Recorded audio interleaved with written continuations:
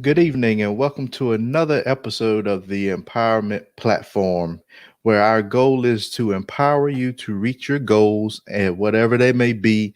We are just here to connect the dots with you and to provide you the resources that you need.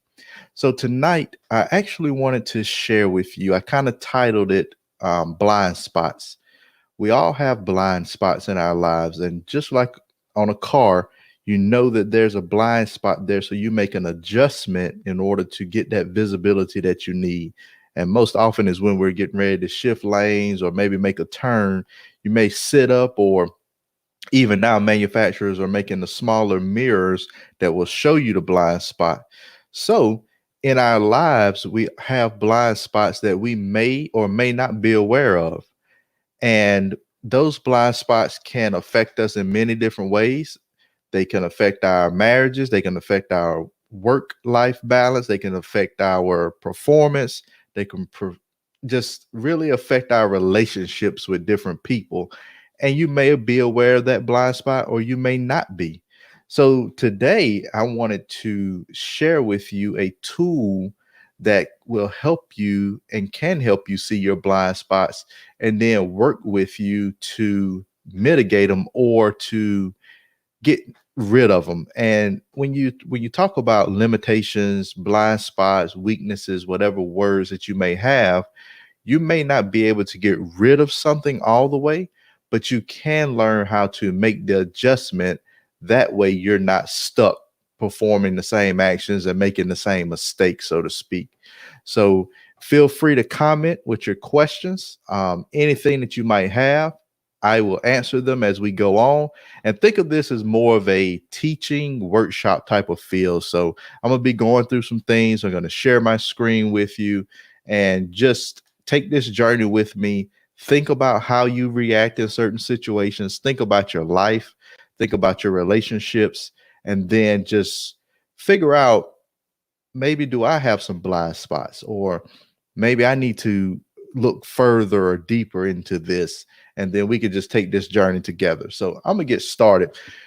What I want to share with you is called a DISC, a personality assessment. A lot of people call it a personality assessment. Is really more of an assessment of your behaviors, how you behave in certain situations.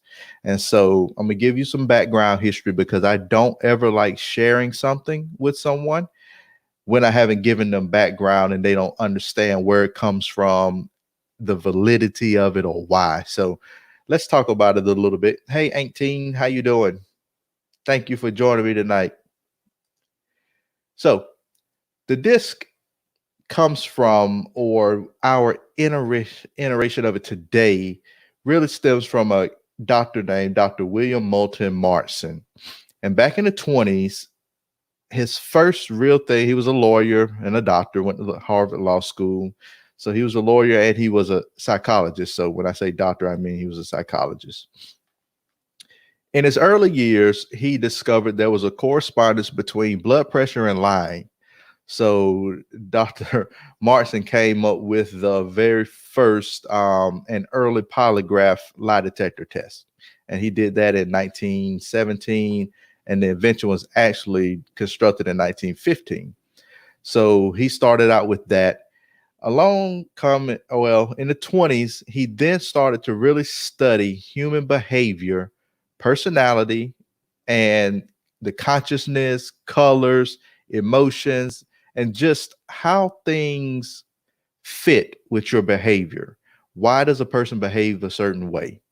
And in 1928, he published a book, Emotions of Normal People. And the disc is really based on his findings from that. He didn't construct the test in that period, but people study his work and then they kind of put together this test. So, what happens in this test is you will answer a series of questions, some test are longer than others, and it basically ranks you. You say that this is most like me or this is least like me. And after you take that test, it gives you your results.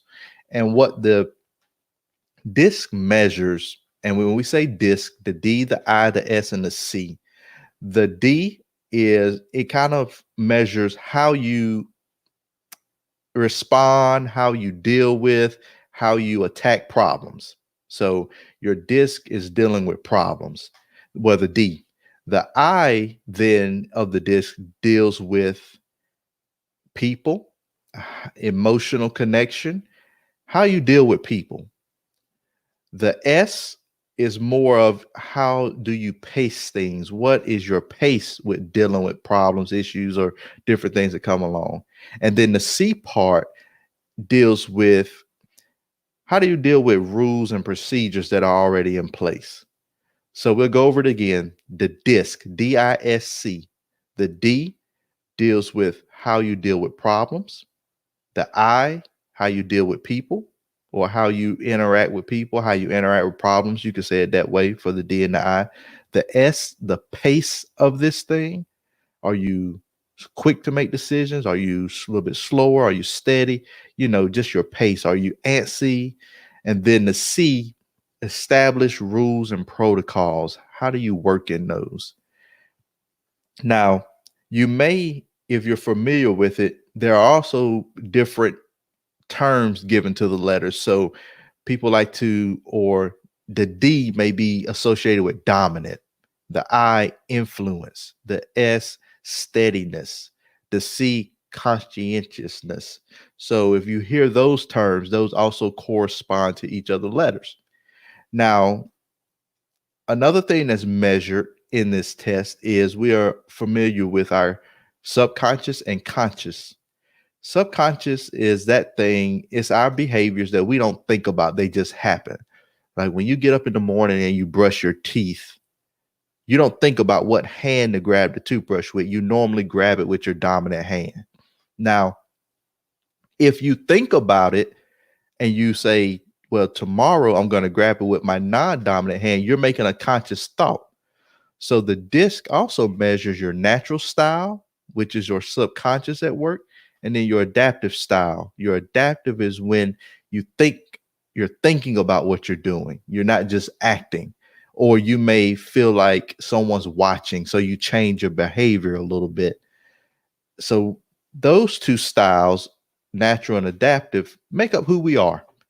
And when we talk about blind spots in our lives, the disc shows us based on our preferences of how we react. It shows us our strengths, but it also can bring and show limitations with those strengths because you may have a person that's very, very dominant in their approach. But what's the limitation of being dominant? It can come off as being aggressive. It could come off as being someone who doesn't listen to other people because they're so wrapped up in making the decisions. But then what do we talk about if we have a very low score in our D? Well, that person may be more calculating. They may not be as decisive. They may come off as indecisive. And there's no right or wrong answer to this. So a lot of times when people look at their scores, they will say, well, if I'm low in this, then I need to increase it because that's something that I don't have and is one better than the other. No, they all make up each individual. Now, while you may want to be conscious about some things and raise them, don't look at it as a right and wrong type of way. Now, what I want to do is I'm going to share my results so we can kind of walk through this together and we'll get an understanding of it. So I took the disc and I'm going to tell you what I saw in it when I was coached on it and when someone went over my results with me, some of the things they pointed out. I'm going to talk about some things that I realized, some things that I decided I want to work on. And as I share my screen here, these are my results. So I'm a 99D, 99I, 11, and I'm looking at the color is your natural. The gray bars are your adaptive. So the natural is your color, gray is the adaptive. When I look at my 99D, 99I, 11S, 67C. Now anything, and what we like to look at is when you score over 50, those start to be kind of like your superpowers. It kind of goes into what you're very good at. And then below that, we start to look at, okay, this is how I deal with other situations, and it may not be my strengths at that point, and there may be somebody else's strengths. So let's tackle this thing. 99D. I am very, very decisive.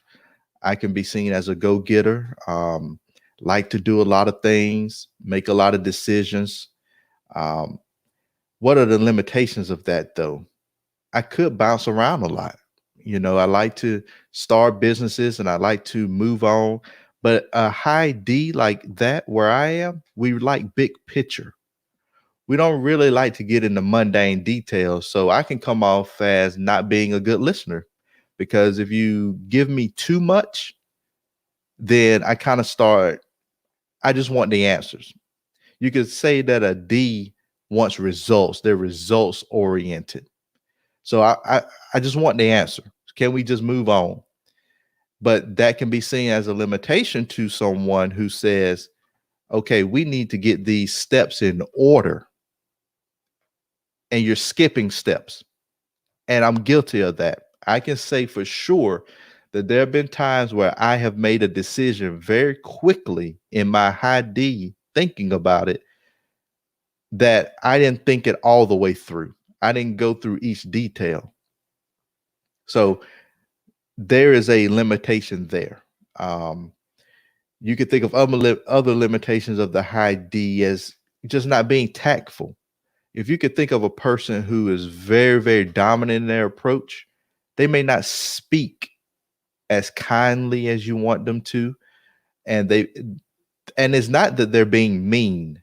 It's that they just decide, or the way they communicate, they're communicating to someone in a manner that they would like to receive communication, without taking it into effect or into thought that maybe that person doesn't communicate.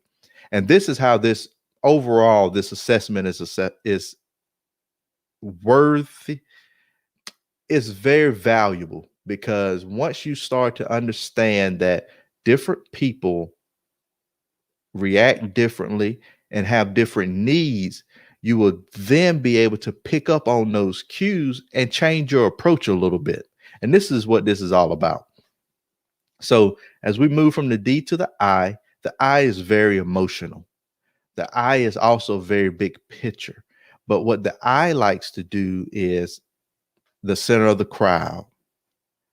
They like to be the person in the party, or the main event, or they're speaking to everybody, they're high-fiving everybody, they're talking to everybody, they're enjoying the crowd, they're feeding from that. So as we look at this, you can think of introverted extroverts as well. D's and I's are extroverts. They love to talk or love to be out there. A D is a little bit more to the point, where the I is a little bit more people person, friendly, enthusiastic, charming, all those things, persuasive. But on the limitation side, an I can seem scattered. They're all over the place.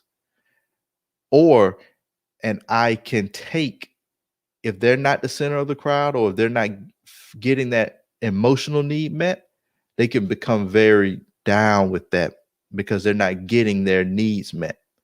So if you put an I in a room where the other people aren't I's and they're not as social, then the I can feel a certain type of way. So they have to, I needs to be conscious of that. Could get very emotional. And for me personally, thinking about my I, there are times where things aren't necessarily done to me, or is not meant to be against me, but I still take it personally. So those are things to just think about. Now we move on to the S. I'm a very low S. And when we talked about S, we talked about pace. So S people are usually introverted. They're a little bit more reserved. They need to warm up to you. S's are predictable when you're very high. So just imagine a 99S. That person would be very deliberate, predictable. They are very supportive. Once you have them on your team, it's about the team to them, not them. See, the I and the D, it has to be about the I and the D. but the S is very supportive to the team. They're very stable. So you think of them as your support. They're not going to make decisions as fast as a D or an I. They're going to take their time with it. So when you rush an S, a person that's a very high S, when you rush them, you don't put them in an environment that works for them. You kind of put them in a bad environment. So my S is very low. And what that means is, for me, it is hard for me to be patient. It is hard for me to be, I'm supportive, but I'd rather be in charge, if that makes sense. Is You have to be very, very dominant. And I mean, you have to show almost that what you're doing is worthy of me supporting it. And that's just me. It's almost like if your boss, if you wanted to be above your boss, you have to have more than what he has, or you have to have your own business, or else you support him. That's what you do. Um, I can, since I'm fast moving, that's why my S is so low. My pace, I'm just not that slow paced or very, I'm not unstable, so to speak, but I'm not that stable to where I want make or move or change. S's are very slow to adapt to change. You got to kind of, it's got to be worked out and they have to buy into it. Now, as we move to the C, well, limitations of that. So if you have a person that is very, very supportive, they may look at other people's goals and support those goals at the risk of not sharing theirs. And even if they know that something may be off, they may be so in tune with what they're doing, they may not offer that change. And it's very hard to get them to change because they're very stable, very stable. So it's difficult to rush them into something. And they need to warm up to you. So you can't just throw an S into a new group of people and expect them to be like, whoa, I'm just in this. I'm in, it's going to take time. So now let's go to the C. The C talks about how we behave dealing with systems, processes, procedures that are in place.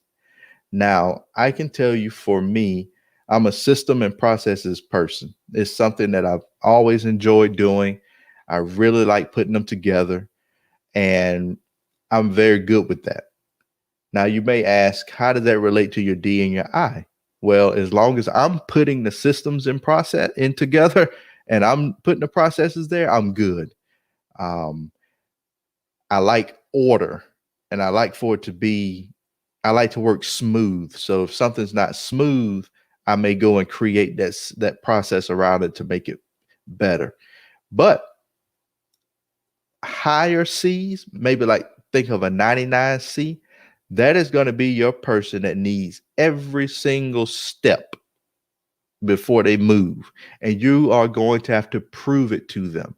They're not going to buy into your idea based on your emotion. C's think logically. They need it. A, B, C, D, E. And if you say A, B, and F, they're going to be like, okay, what happened to those other letters? And they're going to ask questions. They're going to qualify your statement. So you just can't give them a bunch of, or try to sell them something without explaining it. Think of it this way. If you were selling clothes, a D may come in and they may say, I want these clothes. Do you have them? And if you go down your list of everything you have, you probably will lose that D because they come for a very specific thing. And when you start talking about everything else, they're gone. And then when that I, same thing. Now the I may hang around because I wants to do a lot of talking. So they're with you. S, not so much. They're not going to want to talk. They come get what they want. They may already know exactly what it is, so they don't need it. But the C would appreciate you to give them every detail about it. Hey, this is the style. This is what it's made of. This is how you can wash it. This is how you can dry it. This is how you do it. This is how, or if you're buying an electronic, this is how you work it. A, B, C, D, E, F, G, and here's the manual. So when you get those manuals and things you buy, I bet you C's read them. D's and I's, we ain't reading no manual. We just go, hey, let me turn this bad boy on and try to figure it out. C is going to read that manual. Now, what is the limitation, or what can happen? What goes on with the C that can be limiting? Because that sounds good, right? Somebody that's reading the directions, going through the things, making sure it's right before they move. Here's what can happen with a C. A C can get so ingrained in details that when a decision needs to be made, or when a change needs to happen, and they don't have all of the details, they may be reluctant to change. But the change has to happen. And when they are reluctant to change, that can set off the other side, the D's and I's, like, what's wrong with this person? Why we can't get this done? And the C is like, well, I need to make sure everything's right because I just don't trust what you're saying. And then the I gets emotional. Oh, you don't trust me. What's going on? I thought we were a team. And that's how you can see breakups in teams at work and also in marriages. Because when you have people trying to communicate in different languages, D's and I's talk a certain way. S and C's talk a certain way. So if you're opposite in your D's and I's, S's and C's in your relationship, and you're speaking a certain way, and you haven't thought about how the other person is receiving it, then communication, what happens? Breaks down. So knowing these things, knowing the strengths and the limitations of each one can help you in your relationships. And so I'm going to talk about now, especially I'm going to hit the C gap, and I'm going to talk about the gray bars, my adaptives. So I'm pretty much a D all around. It doesn't really change. 99 to 95, I don't really change. Even if I'm a new situation, I'm really probably going to react the same. Now, I can tell you why my I drops, why that goes from 99 to 53. If I'm in a completely new situation, or if there is an I there, and that person's super, super engaged with everybody, I kind of just fall back. I kind of now I'm not as outgoing. I'm not as bubbly, or I'm not as it's not that I'm not enthusiastic or cheerful. It's that I need to feel out the room now. And that person, they're drawing all the energy. I don't really like to compete with energy drawing. So if there's a person that they're drawing all the energy, I kind of just fall back and I just sit in my place. So that's that gap. The S, I'm going to move. I'm going to move around. I'm not going to slow my pace too much. So my S is there, 11 and 10, it stayed. They mirror. Now, my C, 67 to 10. Why the gap? Why is it so huge? It's huge because my D is so high. I am reluctant to follow somebody else's rules and procedures. I normally, when I look at somebody's, I'm thinking that I probably can do it better, or I can do it faster, or I can make it better, or I can improve it. So me sitting in someone else's system is very difficult. It's very difficult for me to follow through on somebody else's procedures. I'm immediately looking at how it can be better. Also, I feel like with the C, I understand the steps, because when I do procedures, I outline them and I go all the way down, but I might not explain it as well either. I may be able to do it, but I'm not going to explain it to you like that. I'm going to expect that you get it. So I think my C it depends on where my D is, how the day is going, whether or not that C really stays up there. But I do know for a fact that when it's somebody else's process and I'm getting put in there, I'm always looking at, okay, how can this be better? How can it be different? Is there something going on there? And then even the little things I pick at, like, man, they say that especially if a person says they have a good system in place, and they say, yeah, we got a good system going on here. It works well. This is how it works for people. And I get in that system and then I find a hole and I'm like, oh, wow. So you told me it was X, Y, and Z, but you missed a step. Now I feel like the whole thing's breaking apart and I really don't want to be in your system, or I really don't want to follow all of your rules. Now it kind of just breaks it for me. So as we look at these and you see them, I kind of broken down how I react, my natural and my adaptive style. There are ways. So when we coach on the disc and when I have a client or I have somebody that they take an assessment, we kind of just go through the same process. I go through this with them and I ask them, I say, well, how do you feel about what I stated about these different letters? How do they fit you? And for me personally, my clients that I have coached, it's pretty spot on with how they were or how they behave or how they act. And they say, yes, that's me. I just never knew why, or I never knew this, or now this makes sense. So really, when you take the disc and you get coaching about it, you got to have that why. Why are you taking it? What are you seeking? What's missing for you? What would you like to gain? So when I took it, I wanted to know, and I have taken one before. This is a newer one that I took this year, but I took my first one maybe 6 years ago, I think. And at that time, I took it because I had became a licensed realtor, and my team lead at the time, or my sponsor, he said that everybody that he works with, he wants them to take a disc so he can know. And at that time, it didn't register with me, but now it makes sense.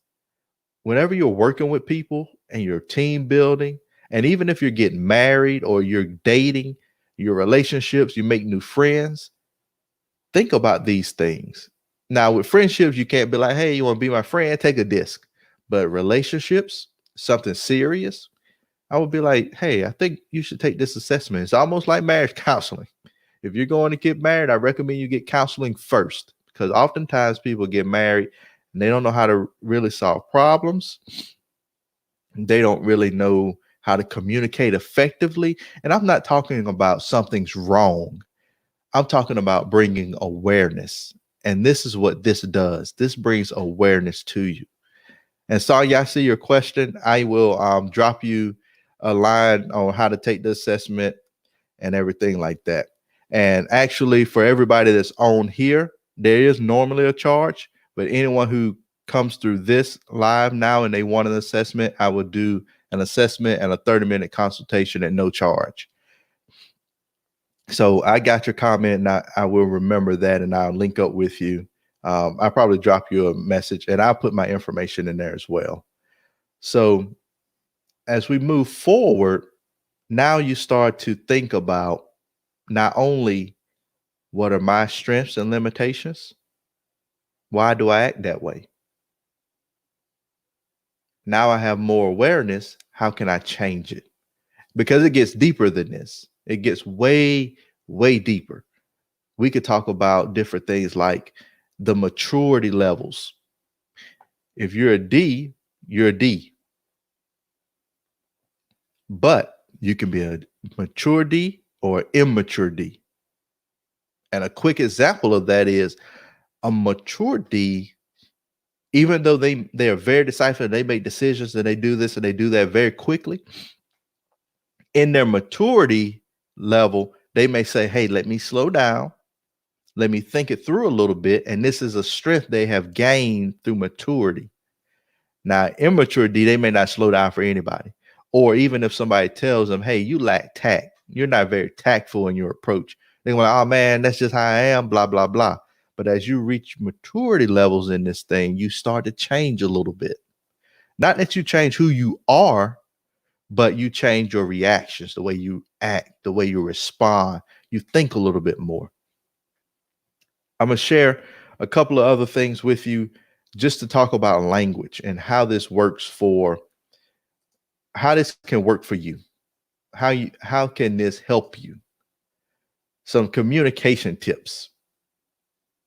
So I'm going to bring up some things, a couple of insights. So when we talk about a S, let's go to the S.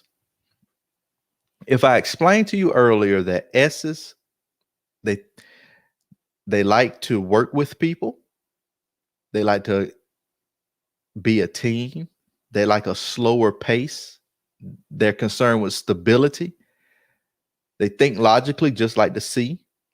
They want to be involved personally, but they're not the one that has to be the front person. So what do you think? They're patient. So we know these characteristics. What should we do with that? So if a person is concerned with being stable and you have a new idea, what should you do? You make sure that your idea is communicated to them clearly and then it minimizes the risk so that it's not risky to them. If they like personal involvement, but they don't want to be in the front, you bring them into the team, you work with them, you show that you're interested, but you don't make them the front man. S likes for people to notice that they're patient and that they persevere. So then I'll compliment you on that.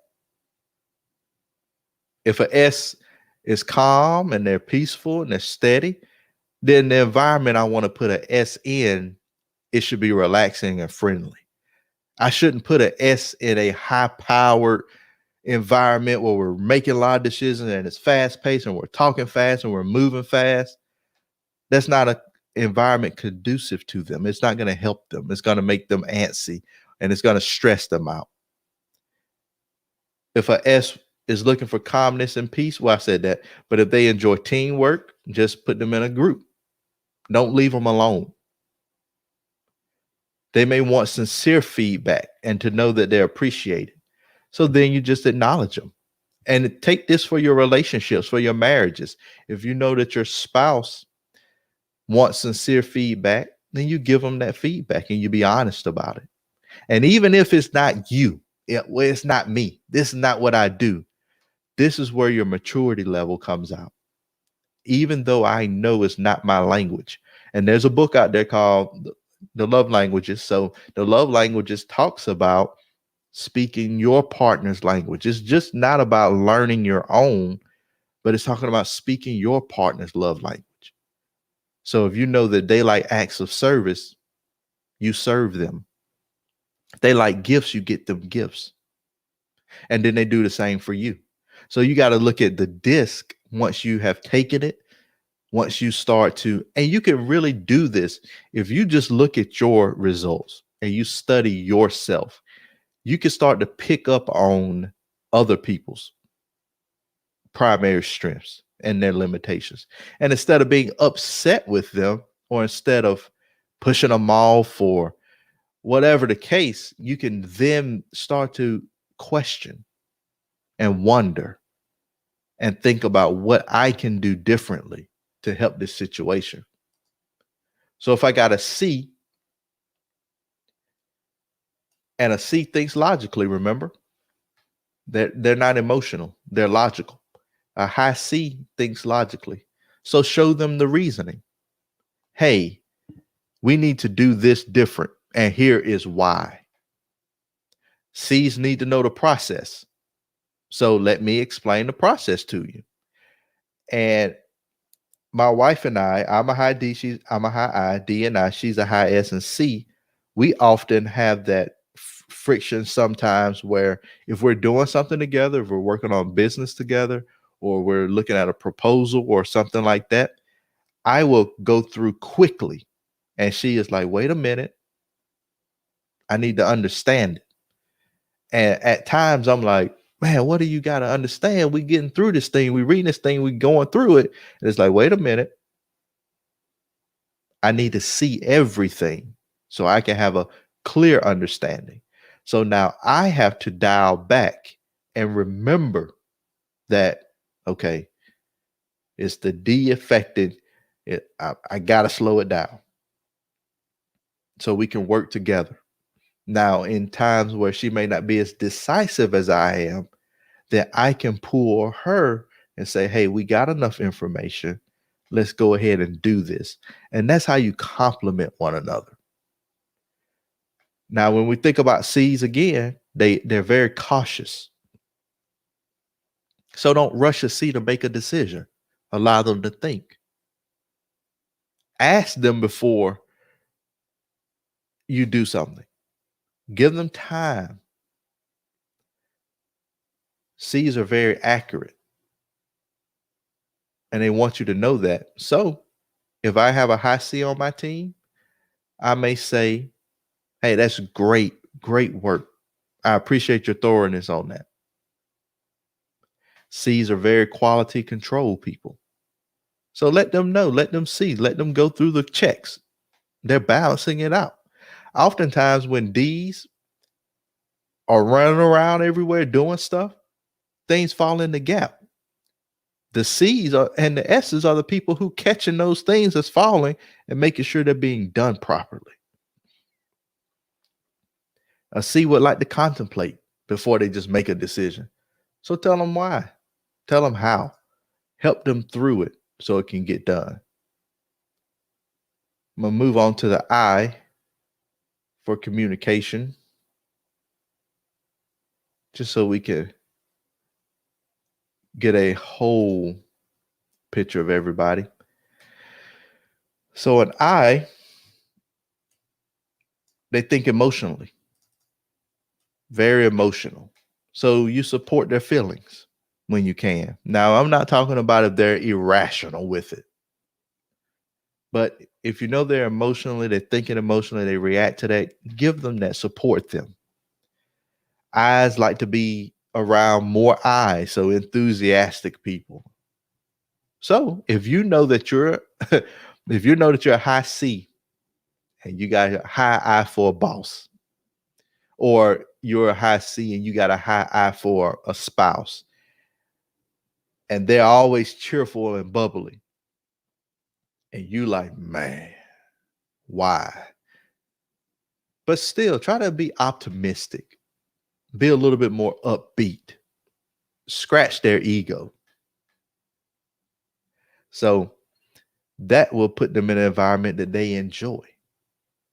We know that D's and I's, and we're talking specifically about the I, but they want to know the general expectations, the big picture. So that means avoid involved details. Don't give them everything each step of the way, because if you do that, the I is going to dream on you. They're going to go, whoa, look at that bird flying while you're still talking. And then that's the limitation that the I is being looked at, that they're not paying attention and they're selective hearers, listeners. So think about it. I's, since they seem disorganized, since they seem all over the place, do it with them, help them. I's like to be stimulated. So keep up a good pace with them. I's like to know that you recognize that they look good. So talk about their accomplishments, their progress. Be appreciative. Show their appreciation to them. Connect with them emotionally. And that way, when you do that, you're not only putting them in an environment that they can thrive in, you also feel good as well. Because these shouldn't be a thing to where if I got to help you in your situation, then mine decreases and I feel bad. No, you should feel good. It should feel good when you speak your spouse's love language to them and it makes them happy. You should get enjoyment from that. Let's go over some things for the D's. And don't take this as this is how you have to be if you are this. These are things that are tendencies. As we all know, everybody's an individual. Not everything's going to fit to the T, but it's close. And most people think it's very close. So let's talk about a D. A lot of D's want to be the winner. They want to be number one. They want to be on top. They want to be the big dog. They want to be the boss. So show them how to win. If you know that D's want facts and highlights, give them a bullet point or a bullet list of, hey, this is what we did for the results. Boom, boom, boom. Concise data, not this is everything we did. And if you know CEOs, They don't read your packet of information. They look at the memo on the front that shows them the highlights. And then they pass it to the C on the team that's going to read all the rest of that stuff. So when you know that you have a high D or a person that's very active, they want the facts, they want the highlights, you just give them that. And you keep the packet, you bundle it all together, and it's there if they ever want to glance through and look. But if not, boom, there it is. They have what they needed. These strive for results. So how can we, what kind of goal do we have? What kind of boundaries? Where are you at? Go big or go home. Do it or get out of the way. Support or get out of the way. And when I say get out of the way, it's, you know that they want the result. If you're not going to be on that same approach to get the results, support them or let them go ahead and do what they need to do to get it. These like their personal choices. They're like, I'm the man, I'm in control. So allow them to do their thing. Of course, we got to have limits. It's got to be balanced. And a mature D, a D that's thought about this thing and they're studying themselves and they're improving, they're going to know how to act in the limits. Immature D need some coaching. They need some help. They got to get there. They're just not there yet. D's prefer to delegate.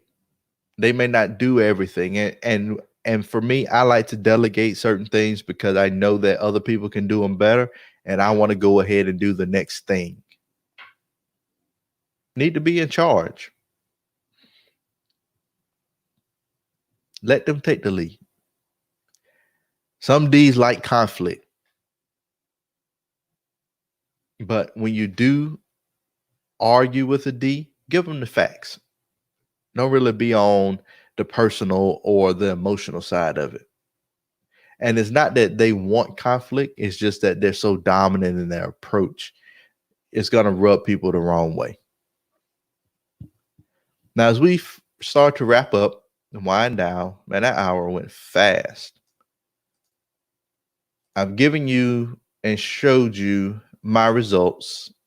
We went down the explanation of how these things can work, not only in relationships, but also at work or just any other situation where you can be more aware of how, why people react or think or do or say the things they do. So you say, what's next? What's next is you take this assessment. You get a 30-minute consult with me, especially if you're listening. We just go over the same thing I went over here. You get a little bit of awareness and about who you are. But think about your why. Why do I want to take it? What do I think about? How can this help me? What are you looking to gain? Maybe think about something that may be missing. You feel like I had a client who mentioned that, I want to start this thing. I want to do this, but it seems like I just can't never take that next step. That person was a high S. D was low. So the decision making, that D, that go ahead and let me make that step, is not there for them. So what we do is after you gain that awareness, we move on to the next phase. How do we now start to strengthen those things? How do we start to strengthen, and not strengthen, but how do we reduce the limitations? How do we, now that we're aware of this, how can coaching help me? How can I be coached and get better in my life in this particular area or that particular area? And I have that. I have the monthly coaching that I do. And also I have a coaching plan that's over a 3-month period, 3, 6, 12 months. But we start at 3 just to go over and to get you in tune with the system, because it takes time to change things. This isn't something that you take, you gain information, and then tomorrow you're a brand new person and you've hit all the checkpoints and you're good. This is something that takes a little time. It's like building a new habit. And they say that you really never get rid of your bad habits. You just understand them and then you replace them. And you, when they come up or creep up, you have that new habit in place so you don't fall back. So that's kind of where we are. That's where we go with this. And this is how it's done. And this can help you. There are people that use the disc and they help you in your relationships, your marriages. I am more of a leadership coach, leadership development. So team building, that is what I do with the disc. I help people, I help teams understand their strengths, their limitations, how they can work well together. I did a team workshop Friday. Was it Friday? Thursday. And it was a group of guys. They work together. They're on a team. And they were just, trying to figure out, okay, how can we communicate better? How can we work better as a team? And what we saw was their scores were different. So they had complementing scores, but they didn't have the right person doing the right job. So what we learned was, okay, we discussed it. We said, okay, well, these two people, since they're high C's, they should be doing that research, pulling it together. And then the D on the team, okay, now he makes the decision based on the research that they have. Because what was happening was the D was kind of trying to make a decision, but he hadn't provided that information to the C's. And they were like, well, how do you expect us to make a decision when you haven't given us anything? And then the I, of course, he was just like, yeah, I'm not with all the details. I do it if I have to, but I prefer not. So that's how it can work with your team. As business owners, you got to think about, even if you're a solo entrepreneur, even if it's just you and you don't have a team, you got to think about your customers, your clients. How, when you sell or market a product, how can you make sure that product speaks to each letter, the D, the I, the S, and the C? If I give too little information, I might lose the S's and the C's. Sales are down. If I give too much information, I might lose the D's and the I's. Sales are down or lost. How can I give enough information and the correct information, or run different marketing in order to reach each one of them? Because even in this live that I presented to you, I've tried to do enough talking to keep my eyes engaged, showed the results so the D's are engaged, put up the PowerPoint, well, not a PowerPoint, but the PDF of my score so the S's and the C's can see it. I went and then I read information about Dr. William so I could show a little bit of that validity. So it's not like I'm trying to just tell you something and you don't have any background information. That helps the C's and the S's to feel more comfortable, that I'm not just telling something without any background. So as we go through life and we get more in tune, we try to figure out, okay, now that I have taken this and I know this, what are my blind spots? Oh yeah, since I'm a high I, blind spot that I never really thought about, but now I think about it more, is I can be all over the place. I do need to, or I should get a little help with organization. If you're a high C and you're working and you're good, you might say, oh yeah, I can get bogged down in the details.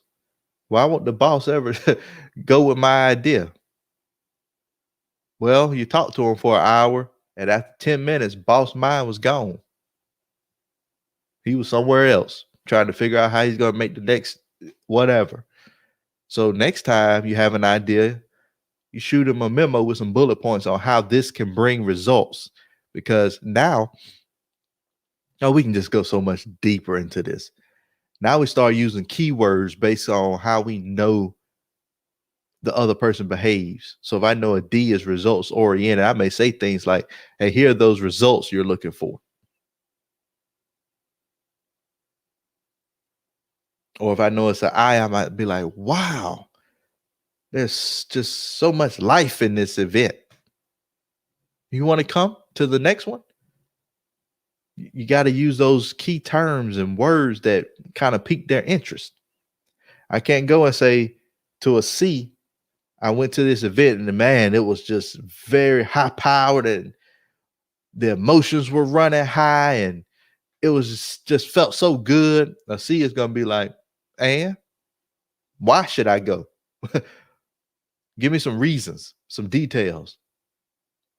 So, and I got that from a video I watched where a guy was just talking about that.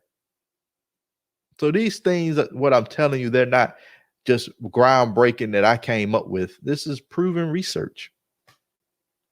And you can learn how to be a better spouse, be a better person, be a better friend, be a better team leader, be a better teammate, be a better coworker, be a better parent. Because when you have your kids, and I would recommend they middle school and above take it, because the words that are when you take the assessment and you read the words and you're talking about is it like me or not like me, you need to understand the terminology that they're using. So not an elementary kid, unless they're super high on the reading, I wouldn't recommend it. But when you know what type of personality or behaviors your kids exhibit, then you know how to reach them. So in parenting, if I know that my son is a high S, if he's very slow paced, steady, I don't want to put him in situations where, hey, I need you to make this decision right now. Or let's move, go, go, go, go, go. It's going to put him in just a stressful situation. So I won't want to do that. You wouldn't want to talk to your kids in a language that they don't speak. If you go from, if I went to just Mexico and I talk to somebody and all they speak is Spanish and all I speak is English, and this person never had any contact with the English language, and I'm talking and they don't understand, why would I get frustrated? So if I'm a high D and my son is not a high D and I talk to him in D language and he gets, flustered, frustrated, whatever, why am I mad about that? That I know, now that I know. Okay. And you can start to see it even before, like I said, everybody's not going to take the assessment. So you're not going to have everybody's chart walking around saying, hey, is this person? Here's what they are. But you can start to see how they behave, where they lean towards. And you will remember, you'll say, yeah, I remember that when I took the assessment and I studied a little bit more for myself, those were the behaviors of the other letters or characteristics of the other letters. So now, yeah, I do understand why so-and-so wants more detail. It's just what they need. So let me give them a little bit more detail without getting frustrated. And that's where it is. So what I'm going to do is, I hope everybody stayed on that wanted an assessment, because I'm going to do it for free. Going to do your assessment, going to give you a 30-minute consultation for free. What I need you to do is, you can go to my page on Facebook, which is, this is at the empowerment platform. So you can put it there, or you can put it in. If you just do my name at Tyrus Shivers, it will bring up my leadership page. You can do it there. If you can't find either one of those pages, just look up me on Facebook and send me a direct message, or you can email me. Put it in there now so you can see it. Send me an email. Just let me know that you were on the live that I did, whether it's Facebook, YouTube, or wherever. When you do that, I will send you the link to take the assessment. And I'll also put information in on how you can get on my schedule, my calendar. I have a calendar. So you just go in there and schedule the 30-minute consultation after, because it says use this after you've taken the assessment. So it's very clear. You just go in and set that up with me. And once you take the assessment, you will get your results immediately. And then I will get a copy of them. You schedule a time with me. We spend 30 minutes together. We go through what I went through on this and a little bit more, because I have some other things that I didn't share here that I do share in my consultations. And after that, I'll send you a follow-up email about things we discussed. And if you want coaching, or if you want to go further, or if you want more insight, I have some things that we can work around and do that as well. Thanks for Ty. I appreciate it. I see that I was joined by a lot of other certified extreme execution coaches. I appreciate the support, family. So, anybody got any questions? I got 4 good minutes with you, because I want to be respectful of everybody's time. Emmanuel, if you still on, you got my information, sir. I will definitely hit you up. Scrolling through. That's my mother, y'all. Wanda Grace. She's taking the assessment. We had her consultation. And like I said, it's great for everyone who is willing to take it, because you just get a learning. Oh, and this report, if you can see on my screen, it's 22 pages. So we only looked at the first page. There's just so much more information about the report, the styles. We spend that time. I didn't even go through the words that can be.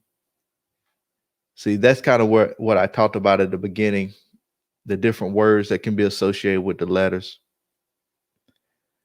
how they act, how they react, how they behave in those situations. And these are some terms that correspond. And we'll get into that. So there's a lot to get into with this. It goes a lot deeper. And we will definitely cover those things. TK, I see you. I got you.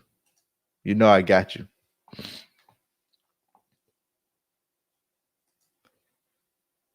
Well, I appreciate it, family. As always, I appreciate you taking the time to spend with me, to listen to me for an hour, to cover things. And I do this to empower you, to help you to reach your goals. And I think this is a very, very phenomenal tool that can help you reach and empower you to reach your goals, because it can show you your blind spots. It can show you limitations, but it also shows you your strengths. So where you can be celebrated. And it helps. It really does. I put down, and I don't do it every day. So anytime I share anything with you guys, know that I'm not perfect. And I don't do everything, but I try to get through this every day. I try to read my assessment every day. And then I look at my wife's often. I look at my sons, and I look at other people's, and I research and I read just so I can get a little bit better, because this empowers me. It helped me see, okay, this is why I'm doing this. And it's not an excuse, but it makes sense. So now that I understand it, I'm aware of it. I can be authentic with it. I can really say I want to change, or I want to grow in this area. And then I set up those action plans, those steps to make that change. And with the group I'm in, with my coach, there's accountability. So if I say, hey, this is this, I'm held accountable to a standard. And then I made that change based on what I set up with my coach because I receive coaching. I have more than one coach, and I receive that coaching as well. And this is not something that I'm telling you, oh, you should get coaching because I want to coach you. No, I receive that because I think that coaching in every aspect of your life, I even break it down to that. I think there is a coach out there for every aspect of your life. You know, if I wanted to be in the NBA, I would go find a great basketball coach. But I wouldn't necessarily, even if he had great information, I wouldn't necessarily ask my basketball coach for relationship advice. I want to go to a relationship coach. I may have an awesome business coach, but if I want to learn real estate investing, I might go to a real estate investing coach. Somebody who's doing what they say they're doing, and you can see that they're living it. So I believe in coaching for every aspect of your life. I appreciate it, family. You take care, you be safe. As always, in these times, it's very different for all of us. Um, my prayers are with everyone and their families that they'll be safe, that we will get through COVID-19. It's just, it's a season of life like everything else. It has happened before in the past. It will happen again in the future. So we just believe that the Most High will protect us and that we know and trust in His will. It will be done and it's perfect. So I thank you. Have a great night. I'll see you guys next week. I plan on bringing a guest next week with me, and what I want to cover, I keep it a secret, but it's something that you can do in your house during this time, and I think it's much needed. I need it. I haven't been doing it. I think I'm going to sign up myself and get this in-home consultation done. And I want to bring somebody on that can speak to it a little bit more. I'm not going to tell you, give you a little bit of let you have a little bit of excitement thinking about it, but I think it'll be very good if I can line them up. So I appreciate you. Have a great night. And as always, I'm Tyra Shivers with the Empowerment Platform. The sole purpose is to empower you to reach your goals, whatever they may be, and connect you with the resources to make those dreams come alive. Thanks.